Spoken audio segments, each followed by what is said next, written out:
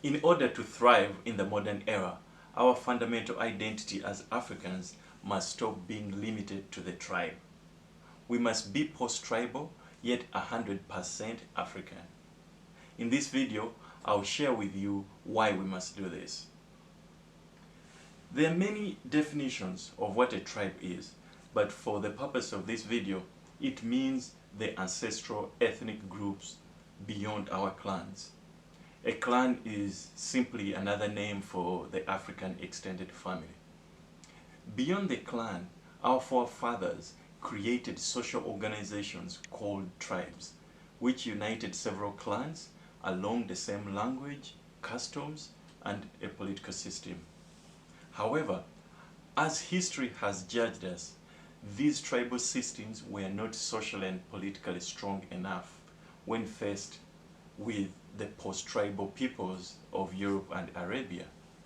That is why we were easily conquered or colonized, and we abandoned our tribal spirituality in favor of the foreigners' religions, and also we abandoned our tribal political systems in favor of the political nation state that the colonialists created.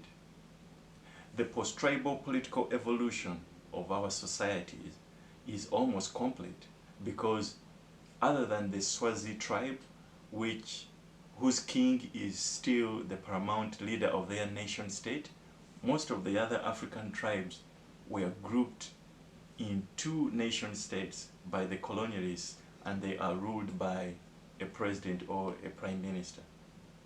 One thing the colonialists failed to do is to psychologically eliminate our tribal identity and passions. So, even if we are citizens of these so-called nation states, our deepest passions and identity are tied not to Uganda, Nigeria, or Kenya, but rather to our pre-colonial ethnic groups. That is why we have dozens of languages in each country, and when push comes to shove in relation to who our children should marry or which political candidate to support, passions run high as people instinctively put more value on tribe mates over other country mates. My proposition is that in today's modern civilization, the tribal psychologies we have fragment our thinking and prevent us from cooperating in big ways as Africans. That is why our countries are very unstable. They lack real patriotism, and foreigners find it very easy to divide and rule us. In the olden days, while our tribal ancestors' resistance was futile because the colonialists easily outmaneuvered them, in the current era, the Chinese seem to be outmaneuvering our fragmented African countries, and it seems our leaders are not even resisting. Mark my word, just as our tribal forefathers failed and we have ended up speaking English or French as the modern currencies in global affairs, it looks very likely that our grandchildren will be speaking Chinese, given the success that China is having all over Africa. The only chance we have to successfully fight this imminent collapse to the Chinese is if you and me can psychologically go beyond the tribal paradigm to have a collective African identity that is dominant over the tribal passions we have. Every society has had tribes within their history or culture, but those societies that found a formula to subdue their tribal identities in favor of a post-tribal identity are the societies leading the modern world. For example, it is only after the different Germanic tribes became Germany, or the different Saxon and Angles tribes became England, or even the different Chinese tribes became China or Zhonghua, that those societies got the muscle to define who they are, what their destinies should be, and even eventually ended up ruling the world. Otherwise, how else can you explain the fact that one small island like Britain was able to colonize thousands of African tribes. Going beyond the tribe does not mean that you die. No, it just means you keep existing, but you clip the passions and small psychologies that you tie to your tribe and instead transfer them onto something bigger and more consequential. The most known transition beyond the tribe to a post-tribal entity are the 12 tribes we read about in the Bible. When the 12 Hebrew tribes integrated into the kingdoms of Israel and Judah, which in the modern time exist as the state of Israel, it is not important to hold on to the identity as descended from the Reuben, Simeon, Levi, Judah, or any of the other 8 remaining tribes. What matters now is that Israel as the integrated entity, culture, and post-tribal entity is more formidable than what any of the old tribes would ever be.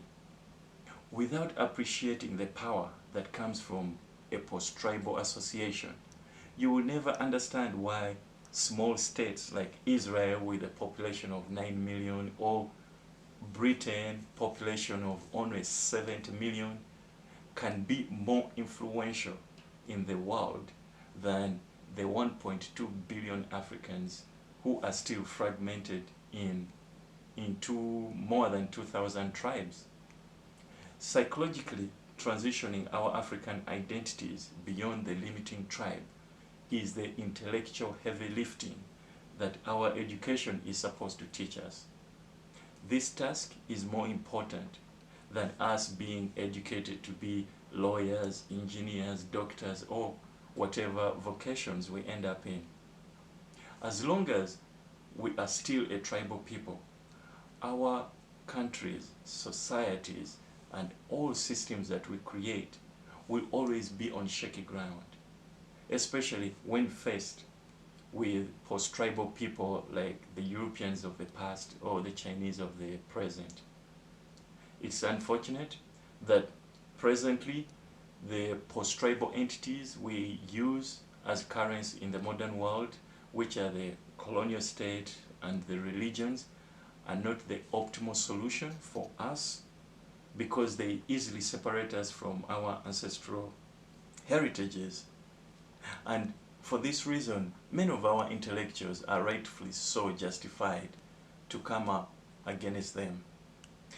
In my mind, the way forward is for us to use our imagination, creativity, and intellectual gifts to make original contributions towards a collective African identity that psychologically puts us beyond the tribal paradigm. This will enable us to bring forth African mindsets that are fit for the modern era, as opposed to the tribal status quo which perpetuates us wallowing in the 6 killer mindsets of victimhood, self-hate, inferiority complex, etc. In summary, the bottom line is that we must stop predominantly identifying ourselves by the tribe and instead find a way to psychologically identify ourselves predominantly as Africans.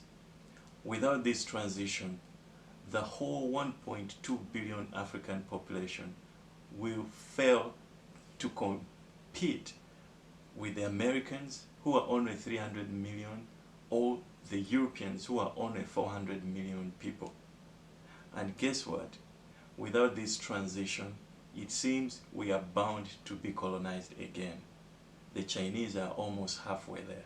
Thank you for watching, and if this is the first time you are visiting my channel, remember, every Saturday I bring you a video aimed at changing our African mindsets.